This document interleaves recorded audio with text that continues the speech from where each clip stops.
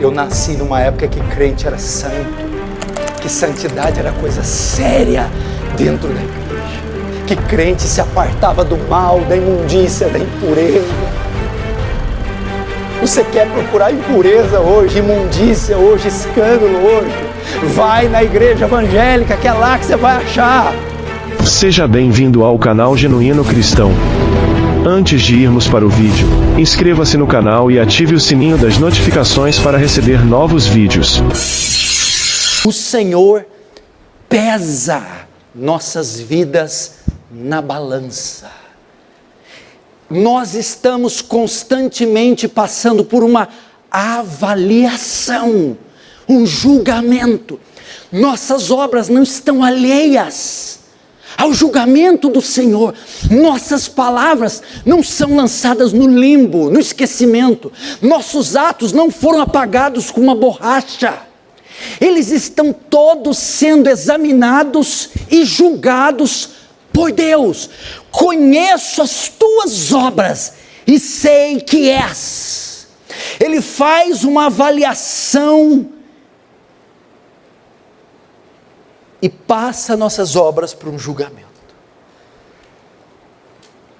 Não se esqueça disso, o que você fez ontem, seus atos, ações, palavras, pensamentos, todos passam por um exame, uma avaliação, um julgamento.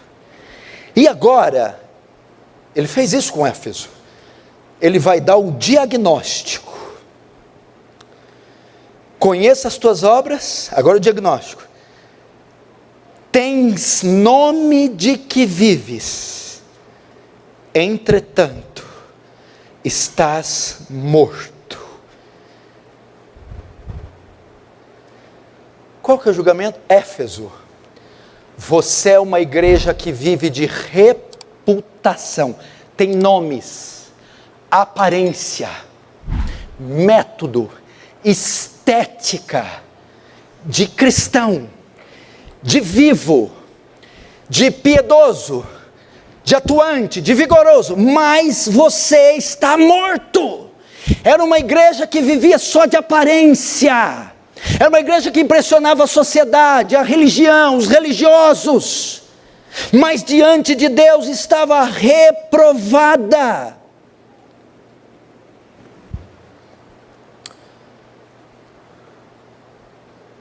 Qual é o diagnóstico que Deus fará? Qual é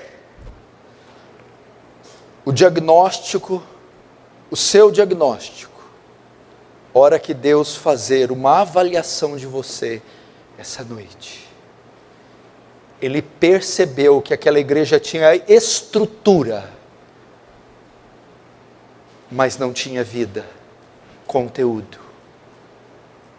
Ele percebeu que o exterior daquela igreja estava perfeito, mas não havia nada dentro do interior.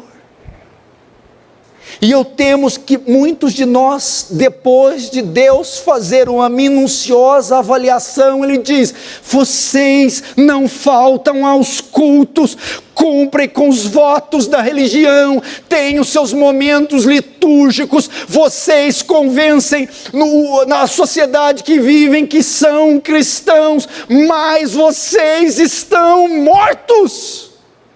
Há muito que vocês não têm significância no mundo espiritual, há muito que vocês não impressionam a Deus, há muito que não exalam o bom perfume diante dEle. Esse foi o diagnóstico. Está tudo correto com a religiosidade, está tudo correto com a liturgia, está tudo correto com o vocabulário, está tudo correto com as obras, há operosidade, há intensidade, há cultos, mas é da boca para fora.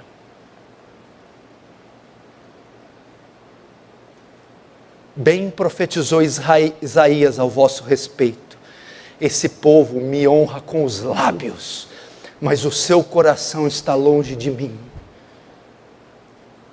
Em vão me adoram, e os seus mandamentos consistem em mandamentos de homens. Está igual Ezequiel. E o Deus me fez em espírito passar por um vale. E esse vale tinha muito numerosos ossos. Estavam secos, sequíssimos. Filho do homem, estes ossos são a casa de Israel. Quando ele fala do vale, todo o interior, toda a estética de Israel continuava perfeita. Mas dentro do vale tinha uma multidão de carniça, ossos secos. Ou seja, Israel mantinha a sua aparência, mas o seu interior estava cheio de rapina, cheio de imundícia, morte. Isso pode estar acontecendo conosco essa noite. Paulo, escrevendo aos Tessalonicenses, diz: não extingais o espírito. Veja só, as obras continuam as mesmas. Paulo não fala com relação a elas, mas o que está dentro, o espírito pode ser extinto, pode minguar, pode apagar de nós. O que aconteceu com a cidade de Éfeso?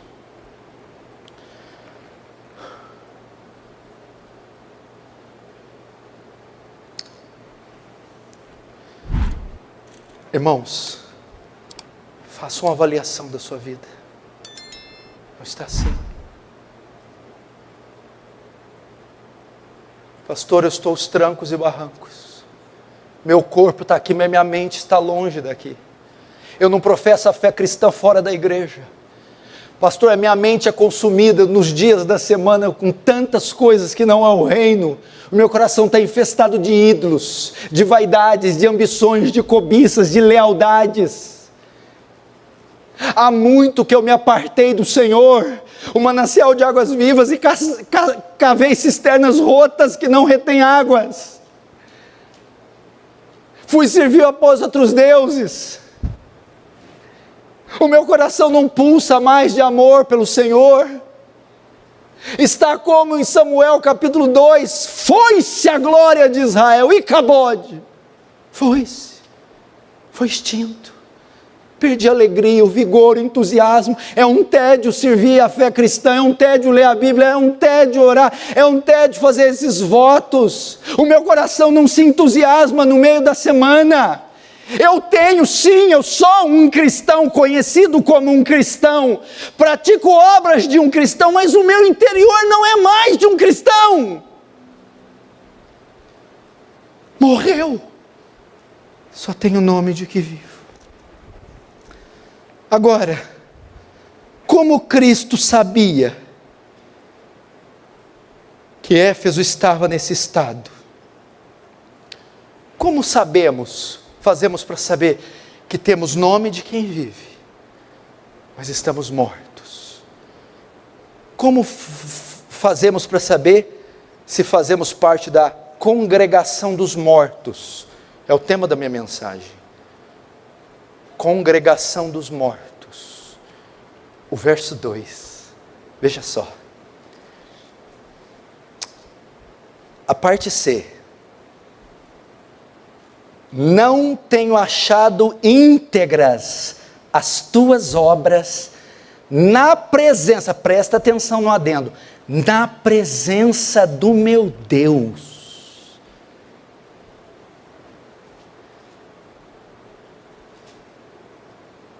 Como que Jesus chegou nesse diagnóstico, nessa sentença de Éfeso? Tinha nome de que vive, mas estava morto. Não tenho achado as suas obras íntegras, perfeitas é a ideia. As obras deles não eram íntegras, a ideia não eram perfeitas, mas que obras, se estava tudo funcionando bem. Veja só, não tenho achado íntegras as tuas obras na presença de Deus. Na presença da sociedade, da igreja, do marido, da mulher, estava tudo correto.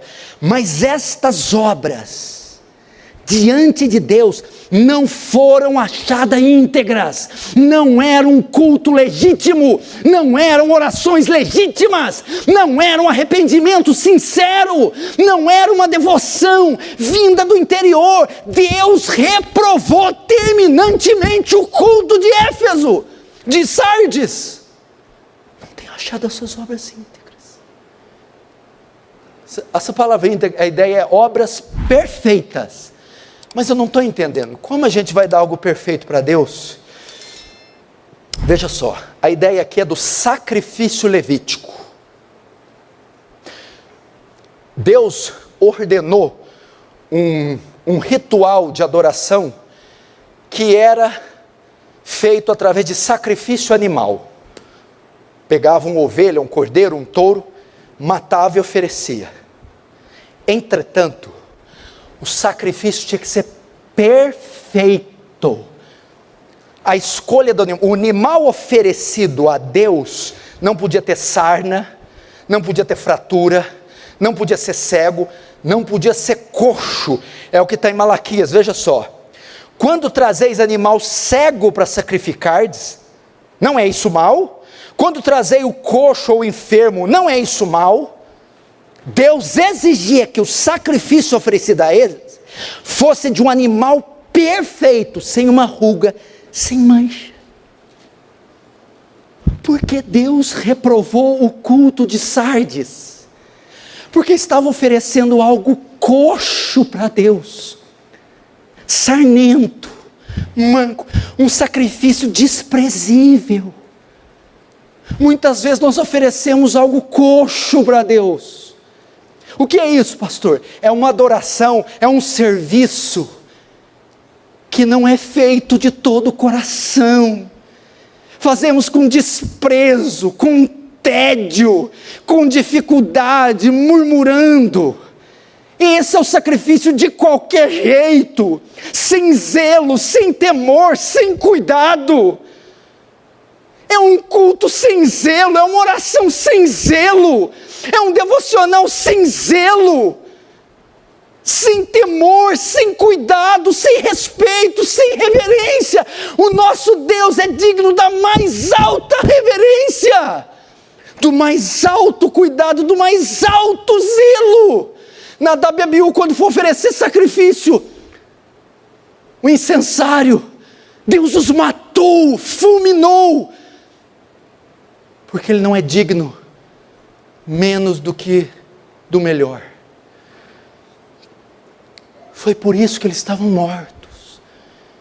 Eles não deixaram de oferecer sacrifício, de cultuar. Os rituais não foram abandonados, mas eram sacrifícios coxos, desprezíveis, abomináveis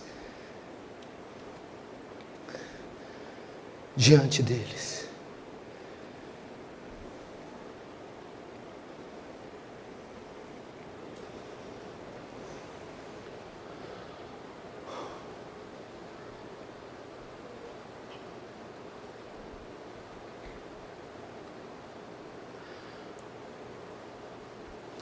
Não se precipite com o teu pé.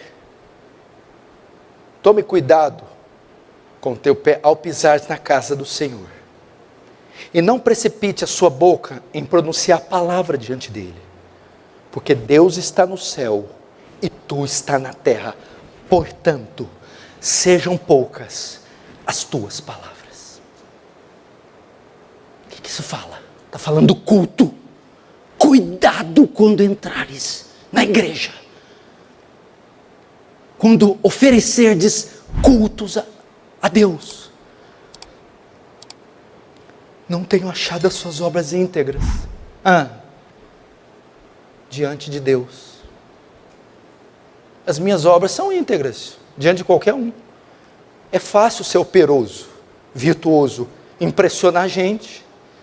É fácil não faltar de nada, fazer tudo bonitinho. Isso dá nome de quem está vivo. Mas é um culto hipócrita.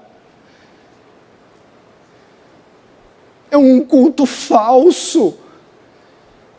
É um culto de um cadáver, de um homem morto, de uma mulher morta, que tem oferecido na mesa de Deus. Olha o que ele fala sobre a mesa. Meu Deus, vós dizeis: em que desprezamos nós o teu nome? E ele responde: ofereceis sobre o meu altar pão imundo, e ainda perguntais em que havemos profanado. É pão imundo, é pão imundo, gente.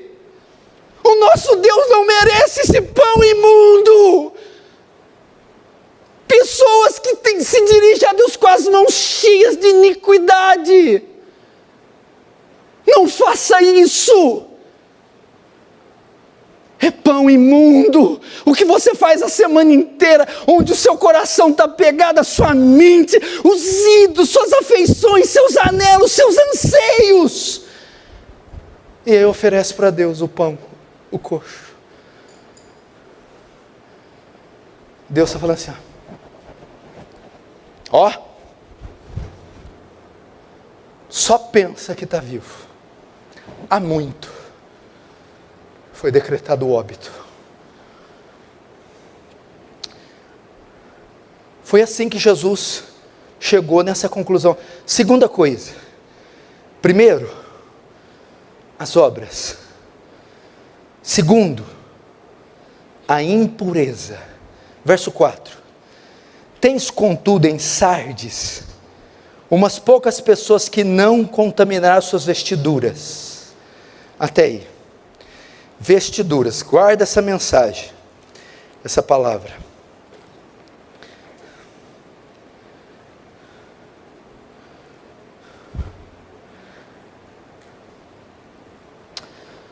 Olha o que ele fala aqui. Naquela igreja toda, tinha pouquíssimas pessoas que não mancharam as suas vestes. Significa que a maior parte da igreja estava com as vestes sujas, impuras. Por que tinha nome de morto, de vivo, mas estava morto?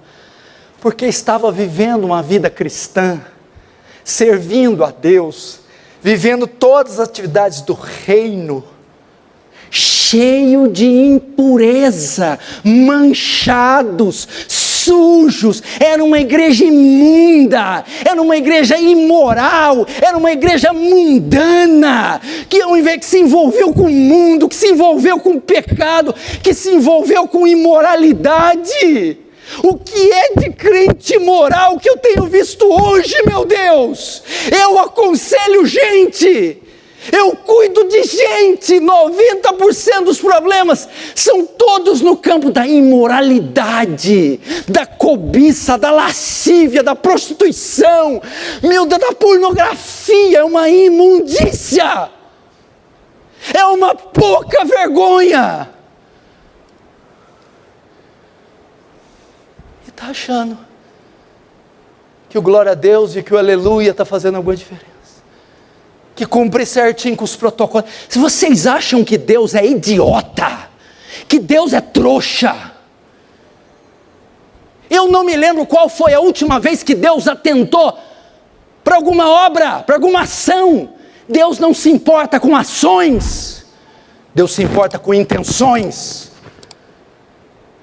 É o interior, é a forma, não é a obra em si, é a forma com que eu dou a obra.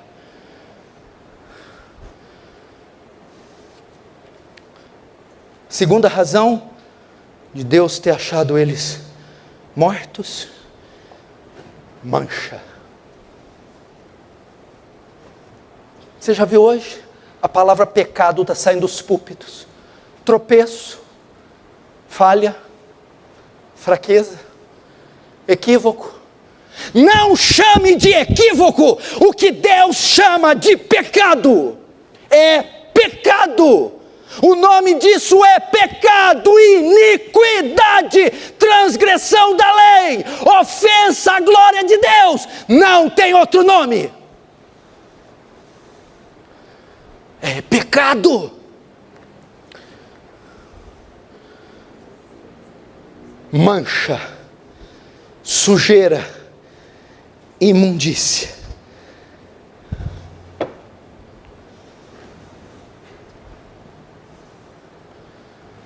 Qual a última vez que você chorou por um pecado desse? Nós estamos fazendo concessão a pecados. Nós estamos sendo coniventes com o pecado. Nós estamos dialogando demais com o mundo. Nós nos tornamos sensuais demais. Mancha. Eu nasci numa época que crente era santo, que santidade era coisa séria dentro da igreja, que crente se apartava do mal, da imundícia, da impureza. Você quer procurar impureza hoje, imundícia hoje, escândalo hoje? Vai na igreja evangélica, que é lá que você vai achar. Por que está morto? Porque as obras não são mais íntegras. Porque não serve a Deus mais de todo o coração. Por que está morto? Porque há impureza na nossa vida. Há impureza na sua vida. Mancha. Poucos não contaminaram as suas vestiduras. Olha, a palavra contaminar não é forte. Manchar, infeccionar, contaminar. O crente não pode se contaminar. O apóstolo Paulo fala e diz assim: não vos prendei um jugo desigual com os infiéis, pois que comunhão há entre luz e trevas, que consenso entre o templo de Deus e os ídolos, Cristo e Belial. Portanto, saí do meio deles, diz o Senhor, e não toquei em nada impuro.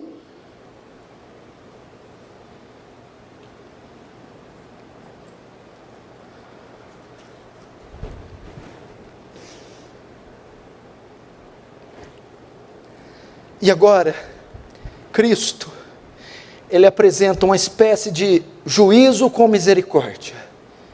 Ele vai, ao mesmo tempo que trazer uma esperança, Ele vai aumentar mais ainda o nível. Ele diz aqui no verso 2: ser vigilante e consolida o resto que estava para morrer. Ele está querendo dizer assim, ó. Ele pega um corpo humano, quando o óbito é dado, quando há falência múltipla dos órgãos. Éfeso estava com quase todas as repartições mortas, até que Jesus disse assim: olha, tem algumas partezinhas que ainda não morreram, consolida, protege, guarda elas, porque elas estão prestes a morrer. O que o Senhor está dizendo? Você veio aqui hoje? Vim. Ouviu o louvor? Ouvi. Leu um versículo a semana? Acho que sim. Orou mesmo que em pensamento, 1/1000 de segundo? Sim. Significa que apesar do seu estado de inanição, de morte, há ainda 2, 3 areazinhas que estão vivas. Deus ainda preservou o seu bom senso, a sua coerência. Você ainda tem luz suficiente para avaliar o próprio estado e ver que está perdido. Não vê? Pelo menos o bom senso de reprovar a mim mesmo, eu não perdi. Pelo menos a capacidade de ver o estado que eu estou, eu ainda tenho. Pelo menos um fio, uma fita DNA de temor restou. Senão nem aqui você estaria.